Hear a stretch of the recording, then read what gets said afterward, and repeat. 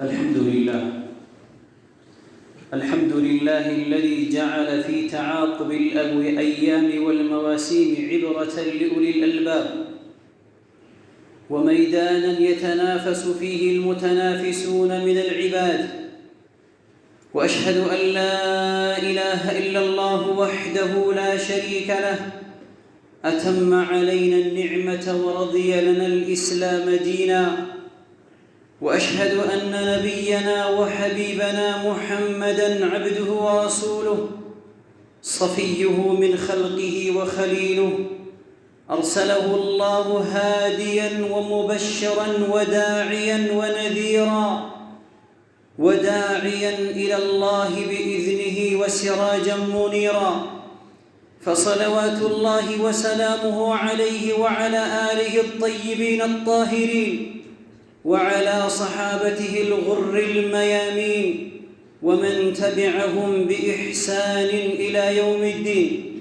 أما بعد، فيا عباد الله، أوصيكم أولاً بنفسي تقوى الله تعالى، فهي طوق النجاة ونور الصدور وبوابة القبول في الدنيا والآخرة، كما قال جل من قائل: يا أيها الذين آمنوا اتقوا الله حق تقاته ولا تموتن إلا وأنتم مسلمون. أيها المسلمون عباد الله، إنكم تعيشون في أيام عظيمة مباركة، هي أفضل أيام الدنيا عند الله عز وجل، أيام 10 ذي الحجة. وإن من بين هذه الأيام الفاضلة يوماً تجلى الله فيه على عباده بالرحمة والمغفرة، يوماً تشرق شمسه بالبشائر وتغرب بالعتق من النيران. إنه يوم عرفة هو يوم إكمال الدين وإتمام النعمة. ففي الصحيحين عن عمر بن الخطاب رضي الله عنهما أن رجلاً من اليهود قال له: يا أمير المؤمنين، آية في كتابكم تقرؤونها لو علمنا معشر اليهود لو علينا نزلت معشر اليهود لاتخذنا ذلك اليوم عيدا. قال: أي آية؟ قال: اليوم أكملت لكم دينكم وأتممت عليكم نعمتي ورضيت لكم الإسلام دينا. فقال عمر رضي الله عنه: إني لأعلم اليوم الذي نزلت فيه والمكان الذي نزلت فيه. نزلت على رسول الله صلى الله عليه وسلم بعرفة يوم جمعة. أيها الإخوة في الله، انظروا إلى عظمة هذا اليوم الذي يقف فيه الحجيج على صعيد واحد، صعيد عرفات الطاهر. جاءوا من كل فج عميق شعثاً غبرا ملبين لرب العالمين. تلاشت بينهم الفوارق، فلا فضل لأبيض على أسود، ولا لغني على فقير، ولا للملك على مملوك. لباسهم واحد ونداؤهم واحد: لبيك اللهم لبيك، لبيك لا شريك لك لبيك، إن الحمد والنعمة لك والملك لا شريك لك. إنه مشهد مصغر ليوم الآخرة، يوم يقوم الناس لرب العالمين، مشهد تسكب فيه العبرات وتقال فيه العثرات وترفع فيه الأكف تضرعاً وخوفاً وطمعاً. يباهي الله عز وجل بالحجيج ملائكته في السماء. يقول النبي صلى الله عليه وسلم: إن الله تبارك وتعالى يباهي بأهل عرفات أهل السماء، فيقول: انظروا إلى عبادي هؤلاء، جاءوني شعثاً غبرا. أيها المسلمون، إذا كان الله قد حرم الكثير منا في هذا العام من الوقوف بعرفات وتلبية النداء مع الحجيج، فإن رحمته سبحانه وتعالى واسعة لم تحرمنا من فضل هذا اليوم العظيم. ونحن في ديارنا وبيوتنا لقد شرع الله لغير الحاج عبادات عظيمة ينال بها الأجر الجزيل: صيام يوم عرفة رفعة في الدرجات وتكفيرا للسيئات. سئل رسول الله صلى الله عليه وسلم عن صوم يوم عرفة فقال: يكفر السنة الماضية والباقية. سبحان الله، صيام يوم واحد 12 ساعة أو تزيد قليلا يكفر الله بها الذنوب 24 شهرا. أي كرم هذا، أي فضل هذا، فلا يفوتنكم هذا الأجر العظيم واحرصوا على صيامه. ثانيا، الدعاء والذكر. يوم عرفة هو يوم الدعاء المستجاب. قال النبي صلى الله عليه وسلم: خير الدعاء دعاء يوم عرفة، وخير ما قلت أنا والنبيون من قبلي: لا إله إلا الله وحده لا شريك له، له الملك وله الحمد وهو على كل شيء قدير. فأكثروا في هذا اليوم من التهليل والتكبير والتحميد، خاصة في ساعة الأصيل ما بعد العصر والمغرب. ثالثا، العتق من النار ومغفرة الذنوب. ما من يوم يرى فيه الشيطان دحيرا طريدا نادما كما يرى في يوم عرفة، لما يرى من تنزل الرحمة وتجاوز الله عن الكبائر والموبقات. تقول عائشة رضي الله عنها أن رسول الله صلى الله عليه وسلم قال: ما من يوم أكثر من أن يعتق الله فيه عبدا من النار من يوم عرفة. فيا باغي الخير أقبل، هذا يوم المتاب، هذا يوم الإنابة، هذا يوم الانكسار بين يدي غفار الذنوب وستار العيوب.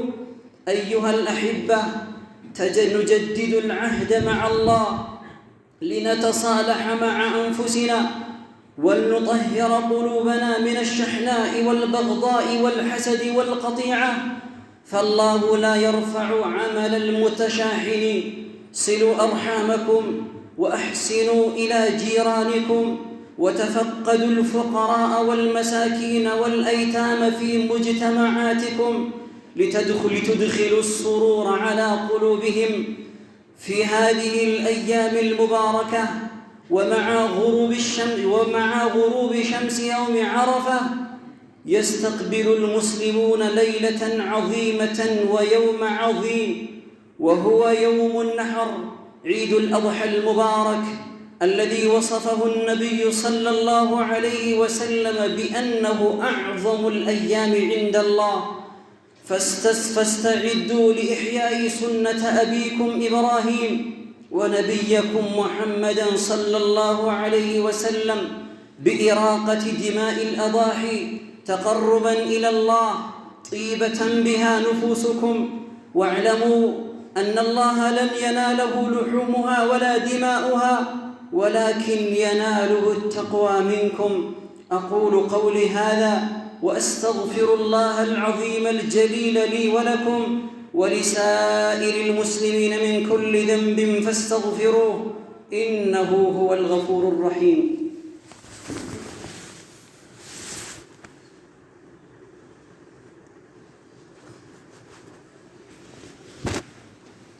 الحمد لله وكفى، وسلام على عباده الذين اصطفى، وأشهد أن لا إله إلا الله وحده لا شريك له العلي المرتجى، وأشهد أن محمدًا عبده ورسوله المصطفى المجتبى، صلى الله عليه وعلى آله وصحبه ومن سار على نهجهم واقتفى أما بعد فيا عباد الله ያለንበት ጊዜ እጅግ በጣም ትልቅ ደረጃ ያለው ቀናቶች ውስጥ ነው የምንገኘው። هي أفضل أيام الدنيا عند الله الله جل وتعالى ምድር ላይ ከፈጠርኳቸው ቀናቶች በላጭ ቀናት ብሎ ከጠራቸው መካከል ውስጥ እንገኛለን።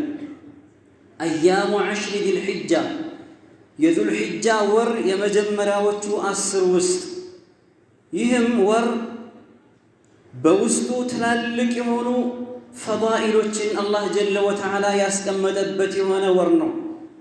وإن من بين هذه الأيام الفاضلة ከነዚህ ቀናቶች ውስጥ መካከል ደግሞ አላህ ጀለ ወተዓላ በይቅርታ በምህረት ወደ ባሮቹ ብቅ የሚልበትን ጊዜ ያለበት يوما تشرق الشمس بالبشائر ብስራትን ይዛ የምትወጣ ፀሐይ ያለችበት ዕለት ነው። ፀሐይ ስትገባ ደግሞ ምህረትን ይዛ የምትገባበት የሆነ ጊዜ ውስጥ እንገኛለን። እሱም إنه يوم عرفة ያ ቀን ማን ነው ከተባለ ዓረፋ የሚባለው ቀን ነው። የዚህ የዙል ሒጃ ወር 9ኛው ቀን ማለት ነው። ይህ ቀን ነብዩ አለይሂ ሰላቱ ወሰላም በተለየ መልኩ አድርገው ገልጸውታል። يوم عرفة هو إكمال الدين وإتمام النعمة دين يمولابت ከዚህ በኋላ አዲስ ህገ ደንብ ሸሪዓ አይወርድም የተባለበት ቁርአን ወርዶ ህገ ደንብ የተጠናቀቀበት ዕለት ነው። ይህ ቀን ዓረፋ ቀን በዚህ ዓረፋ ቀን ጸጋ ሁሉ የተሟላበት ቀን ነው። አንድ አይሁዳ አሚር አልሙእሚኒን ዑመር ኢብኑ ኸጣብን አገኛቸውና አንተ ዑመር ሆይ አላቸው፣ በእናንተ ቁርአን ውስጥ እኮ አንዲት አንቀጽ አለች እናንተ የምታነቧት የሆነች ያቺ የቁርአን አንቀጽ በእኛ በአይሁዳውያኖች ላይ ወርዳ ቢሆን ኖሮ ያችን ቀን በዓል አድርገን እንይዛት ነበረ። የትኛው አንቀጽ ሲሉት ዑመር ኢብኑ ኸጣብ اليوم أكملت لكم دينكم وأتممت عليكم نعمتي ورضيت لكم الإسلام دينا الله ያለበትን አንቀጽ አነሳ። ዛሬ በእናንተ ላይ እምነታችሁን አሟላው ጸጋዬንም በእናንተ ላይ ሙሉ አደረኩኝ ከእምነትም ደግሞ እስልምናን ለእናንተ መረጥኩላችሁ ሲል አላህ ጀለ ወተዓላ ያለውን እምነት የተሟላበትን ቀን በእኛ ላይ ቢሆን ኖሮ በዓል እናደርገው ነበር ሲላቸው ዑመር ኢብኑ ኸጣብ ረዲየላሁ ዐንሁ ይቺ የቁርአን አንቀጽ እኮ ለምን ጉዳይ እንደወረደች የት ቦታና በማን ላይ እንደወረደች ጠንቅቄ ያውቃለሁኝ። የወረደችው በነብዩ አለይሂ ሰላቱ ወሰላም ላይ በዓረፋ ቀን የጁሙዓ ዕለት ነው የወረደችው ሲሉ ዑመር ኢብኑ ኸጣብ ተናገሩት። ይህም ቀን አላህ ጀለ ወተዓላ ዒባዳን ከምናበዛባት ቀናቶች መካከል አንዱ አድርጎ ቆጥሮታል። ስለዚህ ወንድሞቼ እስኪ ይህንን ትልቅ ደሞዝ እንመልከት። هذا اليوم الذي يقف فيه الحجيج على صعيد واحد الله حج يوفقاቸው የሆኑ ሰዎች አንድ ሜዳ ላይ የሚሰባሰቡበት ዓረፋ በሚባል ሰዒድ ላይ የሚሰባሰቡበት የሆነው ዕለት ነው።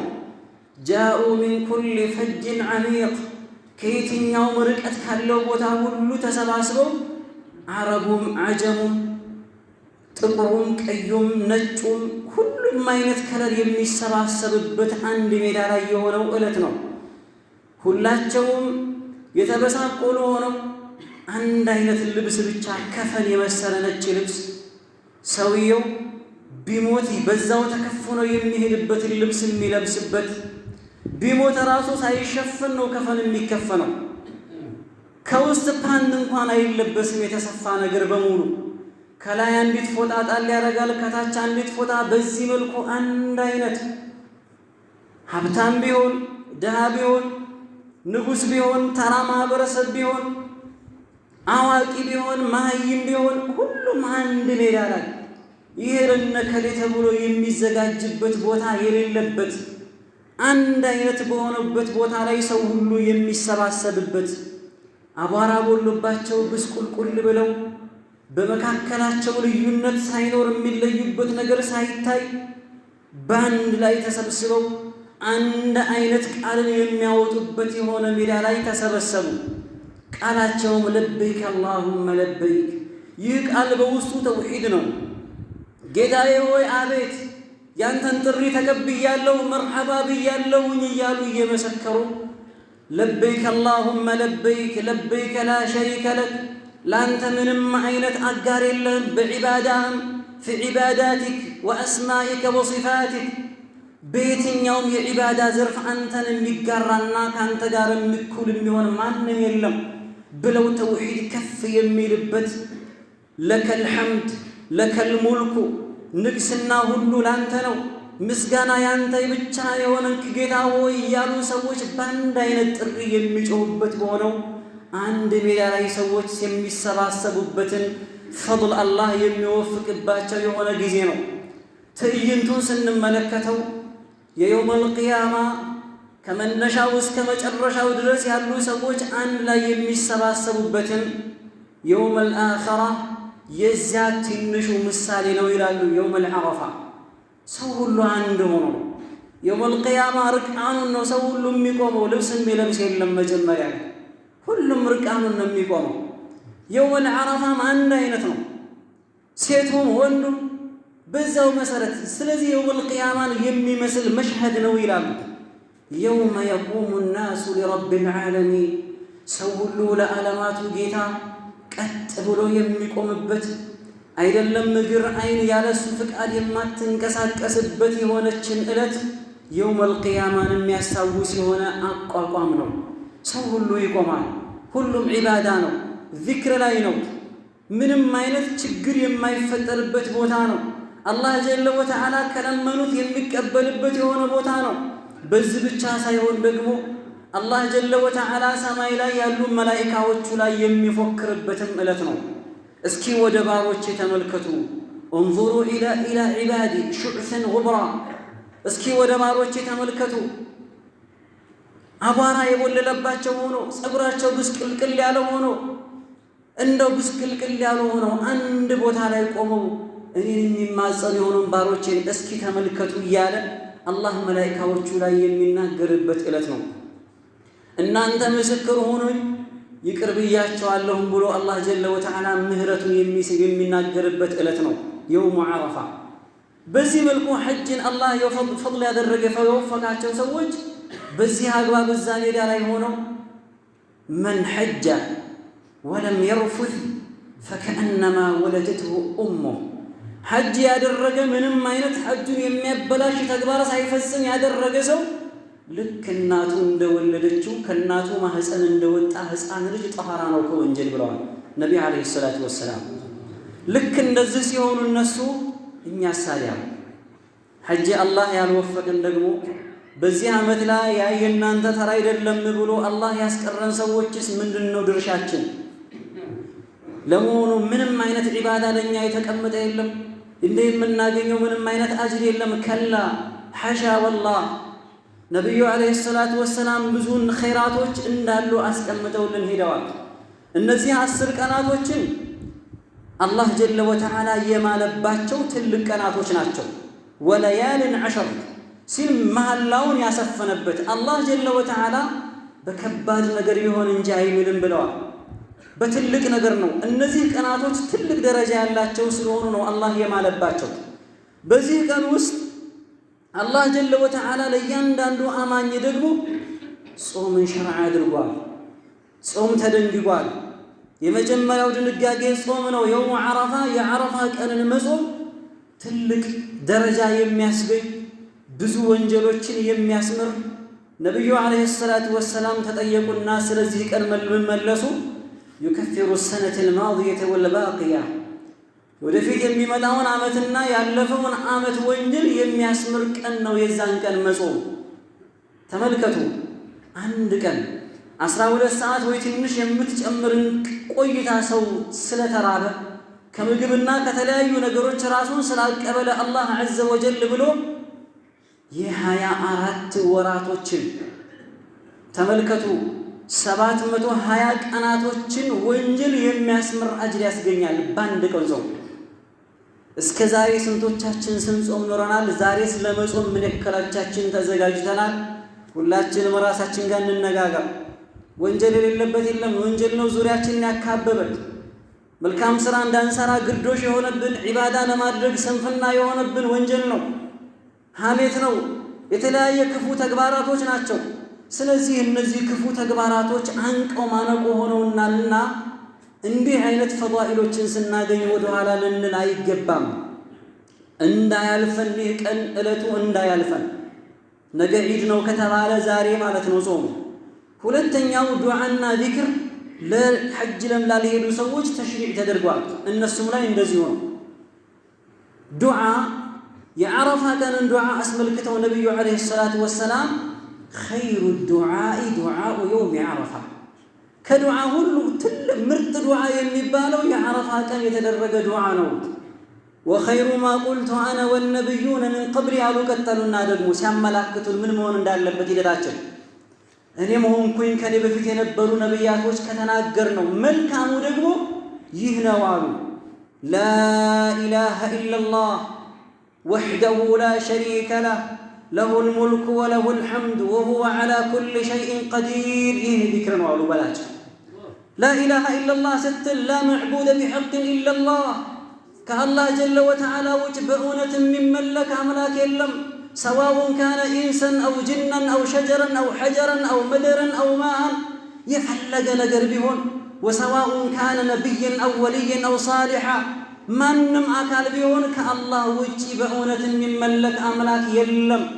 የሚመለኩሳ እንደሆነ ዒባደቱሁ ባጢላ፣ የሚመለኩትም ነገራቶች ወደውና ፈቅደው ከሆነ የሚያመልከው አካል ጋር ተደምረው ኢነኩም ወማ ተዕቡዱነ ሚን ዱኒላሂ ሐሰቡ ጀሀነመ አንቱም ለሃ ዋሪዱን፣ እናንተም የምታመልኳቸውም ነገራቶች ወደውና ፈቅደው እስከሆነ ድረስ የጀሃነም ማገዶች ናችሁ፣ ትገቧታላችሁ ሲል አላህ ተናግሯል።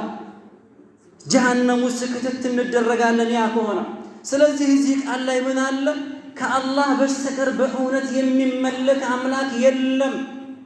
ቢጨንቅህ፣ ቢከፋህ፣ ቢቸግርህ፣ ልጅ ብታጣ፣ ጤና ብታጣ፣ ሕይወትህ አደጋ ላይ ቢወድቅ፣ የገደል አፋፍ ጫፍ ላይ ብትሆን፣ ሕይወትህ ልጠፋ አበቃልኝ ብለህ ባለህበት ሰዓት ልትጣራ የሚገባው ያ አላህ።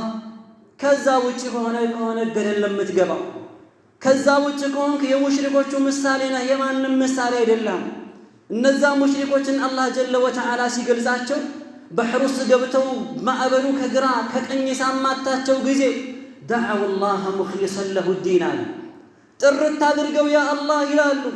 የሚጣሩትን አማልክቶቻቸውን፣ የሚሰግዱላቸውን፣ የሚማጸኗቸውን ሁሉ ይረሳሉ።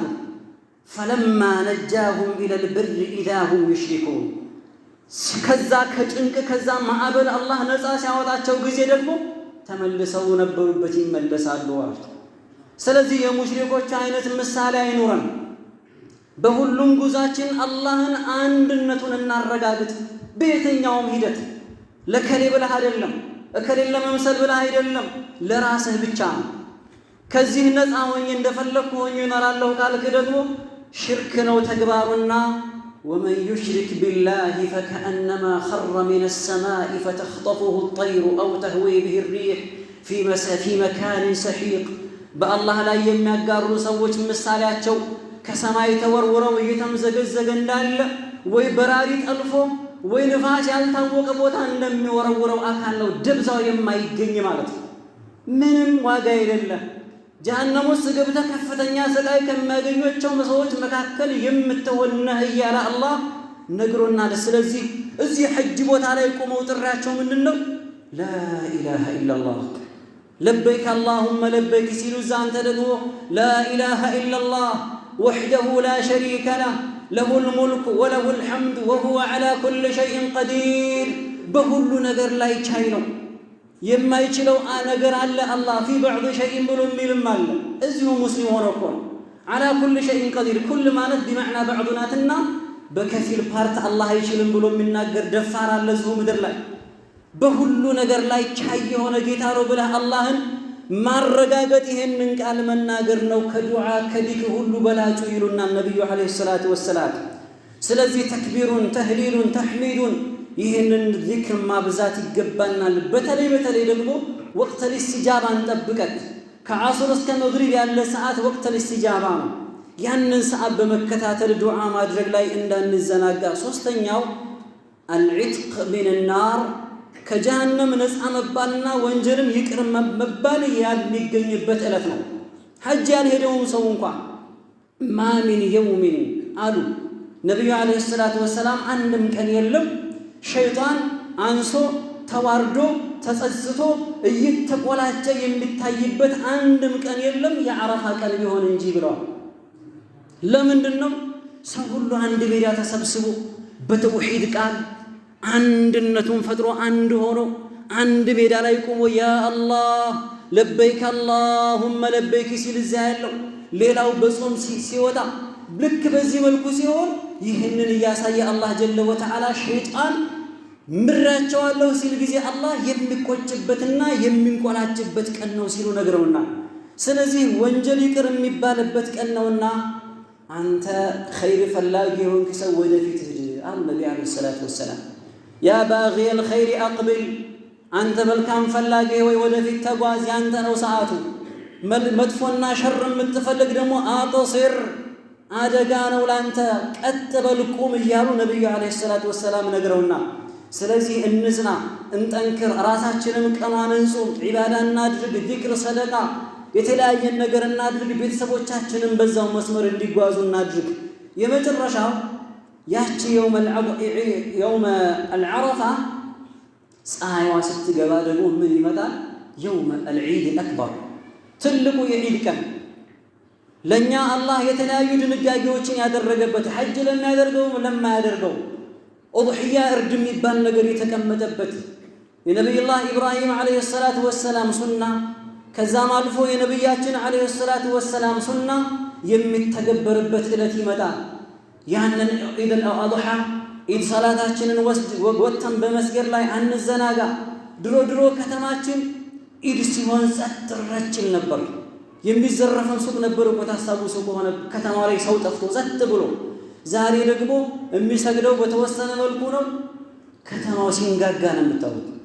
እነዚህ ሰዎች ኸይር የማይፈልጉ ናቸው፣ አጅርን የማይፈልጉ ናቸው፣ የአላህን ምህረት የማይፈልጉ ሰዎች ናቸው።